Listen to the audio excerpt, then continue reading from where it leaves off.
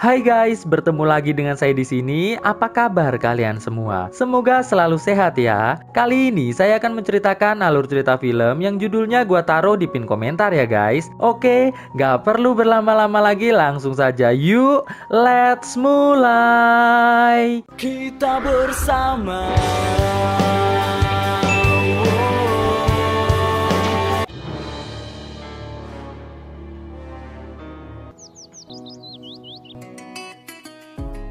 Kisah diawali dengan memperlihatkan seorang pria bernama Brandon sedang chattingan dengan kekasihnya yang bernama Wendy. Di sini, Brandon meminta Wendy agar mengiriminya foto bola-bola kenyal untuk bahan colalai santuinya. Namun, saat Brandon akan mengambil lotion untuk memperlancar colalai santuinya, tiba-tiba Wendy muncul dari bawah ranjang Brandon dan langsung menyerang Brandon dengan jurus-jurus ala percocok tanaman yang pastinya kalian suka. Saat suasana sudah semakin memanas, tiba-tiba ibu Brandon masuk ke kamar Brandon bersama teman-teman Brandon yang bernama Rustin serta adiknya Rustin yang bernama Melanie. Kemudian ketika mereka berempat sedang ngobrol santuy, tanpa sengaja mereka melihat iklan sebuah wahana labirin jagung berhantu yang dimana wahana itu sedang dibicarakan banyak orang. Wendy yang sangat tertarik dengan wahana tersebut langsung mengajak teman-temannya untuk segera menuju ke sana. Namun Rustin menolak ajakan tersebut dikarenakan 15 tahun yang lalu di tempat itu pernah terjadi sebuah ritual pemujaan yang memakan banyak korban jiwa. Setelah sedikit berdebat, Rustin yang tidak ingin dianggap penakut sama teman-temannya akhirnya setuju untuk pergi ke wahana tersebut. Mereka pun bersiap-siap dan kemudian segera berangkat menuju ke tempat wahana labirin jagung itu. Kemudian kita diperlihatkan tempat wahana labirin jagung yang sudah ramai dikunjungi para pengunjung yang sedang membeli tiket. Sesampainya mereka berempat di lokasi, Rustin yang terus saja berbicara dikejutkan dengan badut yang berusaha menakut-nakuti mereka berempat. Mengetahui hal tersebut adalah bagian dari permainan wahana ini, mereka pun santuy saja. Singkat cerita, setelah membeli tiket, mereka bergegas masuk dan menukarkan tiketnya kepada seorang petugas pintu masuk wahana tersebut. Terlihat petugas tersebut meminta para pengunjung untuk menitipkan ponsel mereka kepada dirinya agar petualangan di dalam labirin bisa semakin seru. Setelah itu, mereka dicap satu persatu menggunakan laser. Namun di saat giliran Melanie, laser capnya mengeluarkan suara yang berbeda dengan yang lainnya. Melanie lantas menanyakan maksud dari alarm tersebut kepada petugas. Petugas itu pun langsung menelpon bosnya dan mengatakan bahwa alarm telah menyala. Tidak selang berapa lama, sang bos yang bernama Herschel datang menghampiri mereka. Di sini Herschel menjelaskan bahwa Melanie adalah pengunjung yang ke-10.000.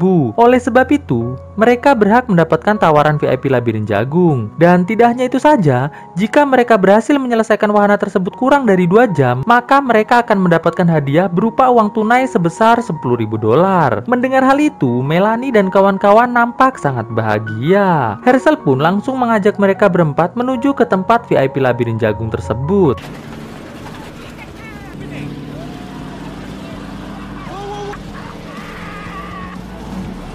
Di tengah perjalanan, mereka disuruh Herschel untuk menyerang para kru labirin jagung menggunakan sebuah tembakan mainan. Terlihat Melanie dan kawan-kawan sangat menikmati wahana tersebut. Setelah itu, mereka pun sampai di pintu masuk VIP labirin jagung. Di sini, Herschel menjelaskan bahwa di wahana ini terdapat 5 jalur, yang dimana hanya ada satu jalur saja yang bisa sampai ke ujung labirin untuk memenangkan hadiah $10.000.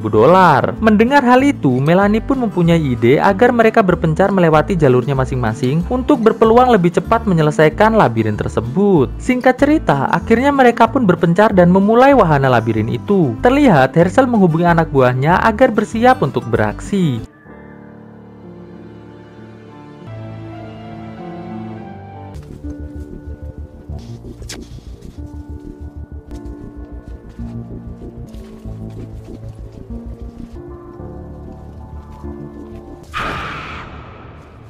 Saat Melanie dan kawan-kawan sedang mencari jalan keluar, terlihat mereka berempat mulai mendapatkan berbagai macam jump scare dari para kru wahana. Namun mereka masih merasa santuy saja, karena mereka menganggap bahwa itu semua hanyalah bagian dari wahana labirin tersebut.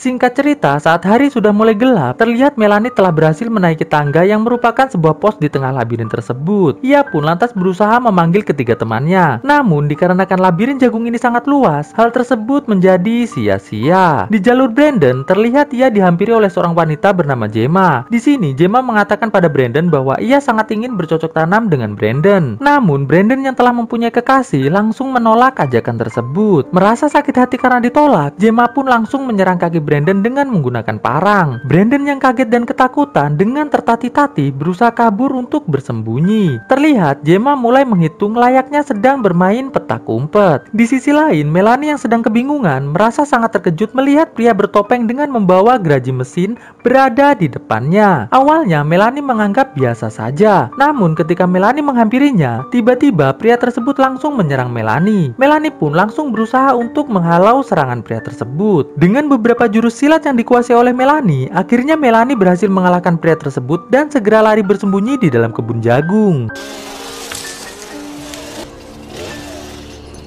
Di jalur Brandon, nampak Brandon masih berusaha menghindari kejaran Gemma. Namun sial, Brandon malah dihadang oleh seorang pria bertopeng dan tanpa basa-basi, Gemma langsung menyerang Brandon sampai pingsan. Di sini terlihat Gemma mulai memarahi pria bertopeng tersebut dikarenakan jalur ini bukan tempat dirinya bertugas. Pria itu lantas menceritakan bahwa ia telah kehilangan jejak Melanie. Mendengar hal itu, Gemma pun lantas menyuruh pria bertopeng tersebut untuk segera membawa Brandon ke sebuah laboratorium, sedangkan dirinya akan segera mencari keberadaan Melanie. Di sisi lain, Rustin yang masih terus berjalan melihat ada orang-orangan sawah di tengah ladang. Ia pun mencoba untuk melempari orang-orang sawah tersebut menggunakan jeruk yang ia temukan di tempat itu. Setelah capek, ia pun lantas melanjutkan perjalanannya. Namun sial, tidak selang berapa lama berjalan, tiba-tiba ia diserang oleh sosok bertopeng sampai tangannya buntung. Setelah itu muncul sosok bertopeng lainnya. Sosok-sosok bertopeng tersebut lantas mulai berdiskusi. Melanie yang melihat Rustin langsung berusaha untuk menolongnya. Namun bukannya cepat-cepat melarikan diri, Rustin malah mulai mengoceh tidak jelas. Alhasil si Kopet yang melihat Melanie langsung segera menyerangnya. Rustin yang mencoba kabur langsung diserang si Kopet lainnya menggunakan mobil sampai tewas. Sedangkan Melanie yang sudah terpojok dengan kekuatan silatnya berhasil menyerang balik si Kopet tersebut menggunakan pisau sampai tewas. Setelah itu ia pun langsung segera berlari menjauh dari tempat tersebut. Di sisi lain, Brandon yang baru sadar mendapati dirinya sudah terikat di atas tempat tidur. Melihat Brandon telah sadar, Gemma pun langsung mengambil kulit milik Brandon. Brandon yang tidak kuat menahan rasa sakit, akhirnya harus pingsan kembali. Di jalur Wendy, terlihat Wendy bertemu dengan seorang badut dengan mobil es krim. Badut tersebut lantas menawari Wendy sebuah es krim. Namun, Wendy yang takut berat badannya naik, langsung menolak tawaran tersebut dan terus melanjutkan perjalanannya. Namun, tidak selang berapa lama berjalan, tiba-tiba Wendy diserang oleh badut tersebut. Wendy yang terus melawan, akhirnya bisa terlepas dan mencoba melarikan diri. Di saat bersamaan, Melanie tidak sengaja bertemu dengan Wendy. Pada saat itu juga, badut itu berhasil menangkap Wendy dengan menggunakan alat penangkap paus. Melanie yang melihat hal itu hanya bisa terdiam saja.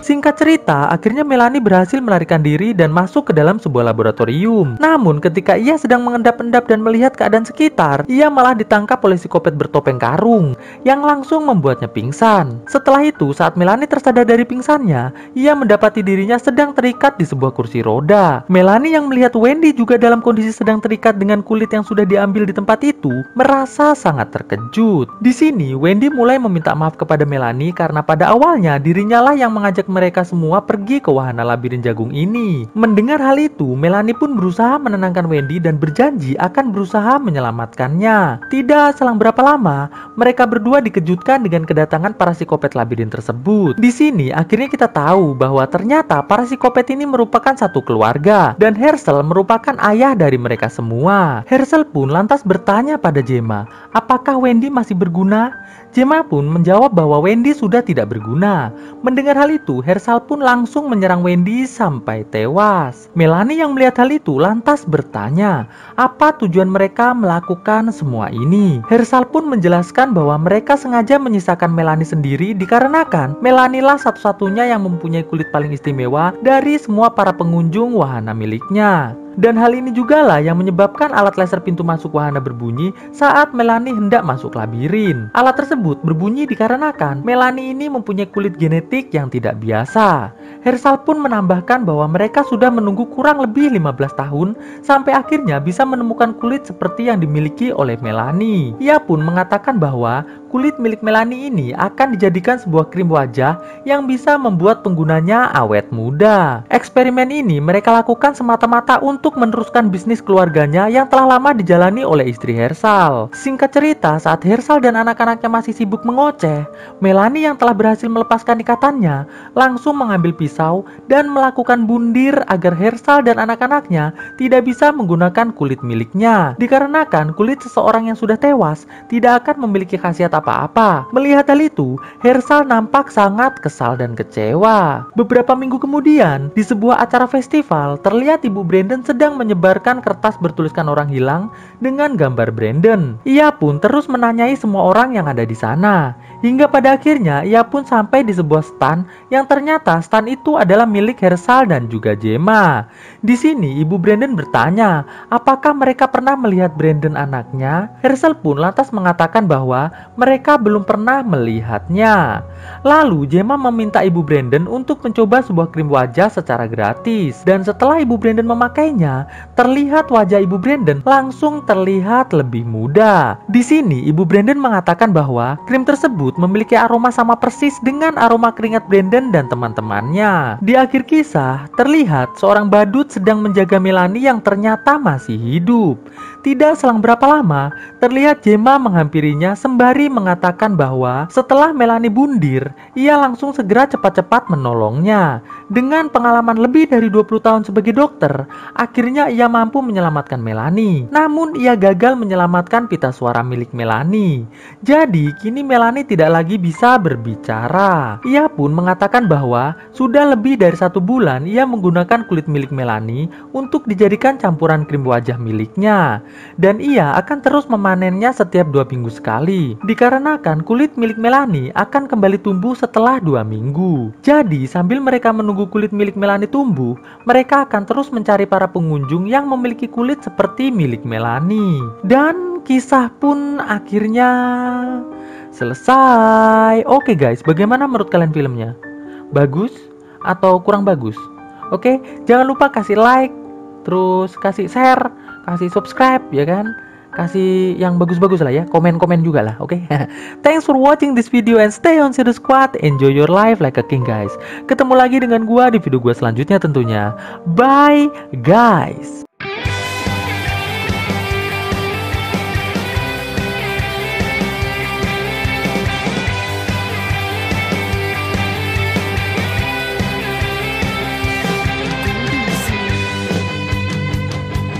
Bersamamu menemani setiap langkah hidupmu, bahagia kan terasa saat ku memeluk erat hatimu.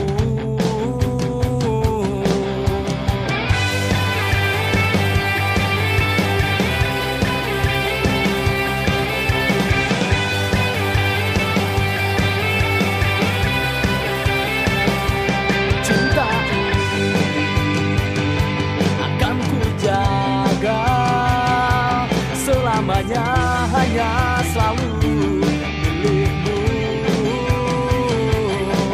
Cinta kita kan selalu bersama dalam setiap perjalanan hidup ini, karena engkau lah yang aku inginkan selamanya kan bersama.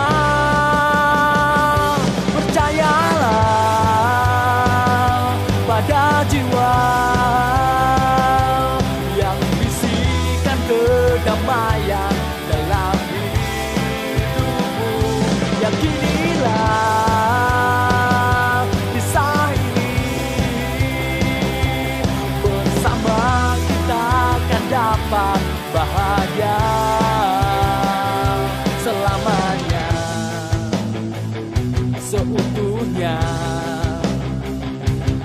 aku untuk selamanya.